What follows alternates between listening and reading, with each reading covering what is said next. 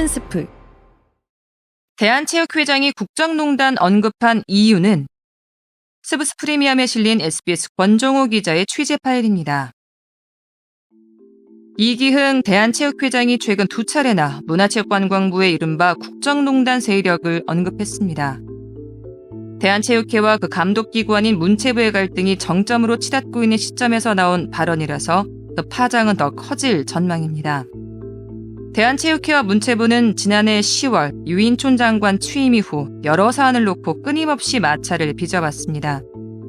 그러다 지난 6월 20일에 유인촌 장관이 대한체육회 중심의 체육 시스템에 한계에 다다랐다고 말하면서 종목단체와 지역체육회에 예산을 직접 지원할 뜻을 내비치면서 상황은 걷잡을 수 없이 악화됐습니다. 유인촌 장관의 발언은 현재 대한체육회가 갖고 있는 예산 배분권을 사실상 박탈하는 것이기 때문입니다.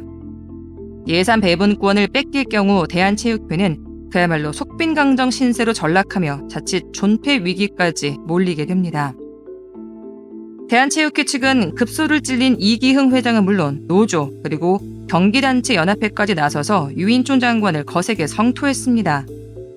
이기흥 회장은 유인촌 장관의 발언이 나온 지 6일 만에 충청북도 진천 국가대표 선수촌에서 열린 기자회견을 통해 2016년 국정농단 당시 정부가 블랙리스트를 만들고 특정 단체를 억압했던 방식을 그대로 쓰고 있다.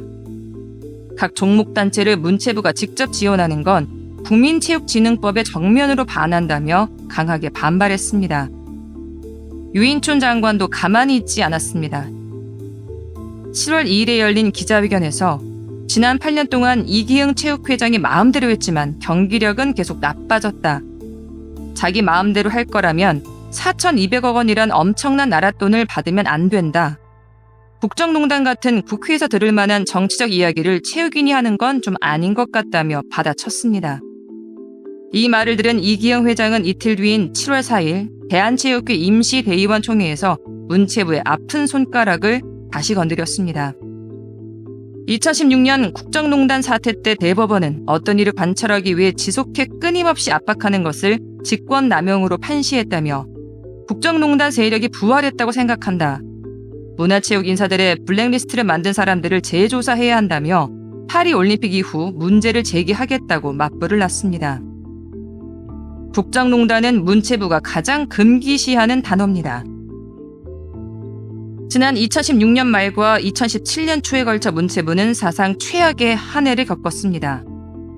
블랙리스트와 국정농단 사태에 휘말려 정부 수립 이후 처음으로 2명의 장관과 2명의 차관이 한꺼번에 구속되는 참사를 겪었습니다. 특히 당시 스포츠 대통령이라 불리며 무소불위의 권력을 휘둘렀던 김종 문체부 제2차관이 최순실의 사실상 하수인 노릇을 했다는 치욕적인 사실이 드러나면서 큰 충격을 줬습니다. 블랙리스트와 국정농단은 문체부에게 있어 영원히 지울 수 없는 주홍글씨로 남았습니다. 이기흥 체육회장은 파리올림픽이 끝난 뒤 오는 10월에 있을 국회 국정감사에서 국정농단 세력 문제를 본격 제기할 것으로 예상됩니다. 자신의 체육회장 3연임을 원하지 않는 문체부를 상대로 끝장 승부를 벌일 상황인데다 현재 국회를 장악하고 있는 더불어민주당으로서도 정부를 매섭게 공격할 재료가 되기 때문입니다. 최근 윤석열 대통령이 윤호성 문체부 1차관을 선임하자 국내 문화단체들은 일제히 박근혜 정부 당시 문화예술계 블랙리스트를 주도한 인물이라며 반발했습니다. 이래저래 오는 10월 국회 국정감사에서는 8년 만에 문체부의 국정농단 세력 부활 이슈가 뜨거운 감자로 떠오르며 경랑이 일 전망입니다. 여기까지 SBS 권정호 기자의 취재 파일, 저는 아나운서 이윤아였습니다. 스브스 프리미엄 앱을 다운받으시면 유익한 콘텐츠를 더 편리하게 만나보실 수 있습니다.